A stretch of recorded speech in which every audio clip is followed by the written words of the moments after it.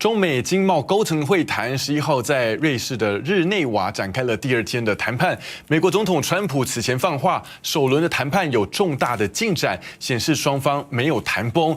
不过，同时美国加州的2大港口却因为高关税变得无船问津，大陆的货船数量飞速下降到了40%，甚至归零。川普受访竟然还说这是好事情，再度哀轰。 美中破冰，首度展开贸易谈判。美国财长贝森特率领官员与大陆国务院副总理何立峰等人在瑞士日内瓦驻联合国大使官邸马拉松会谈10小时。美国总统川普声称达成很多共识，取得重大进展，协商达成美中全面重启关系，但显然还没结果。第2天要继续谈。此时，美国加州2大港来自大陆的货船数量竟然归零，创下新冠疫情来首例，而且下降速度超级快，平均下跌3到4成。 长滩港执行长更说，未来30天内货架就会空空如也。Today, it's school backpacks. In a few months, it'll be Christmas toys.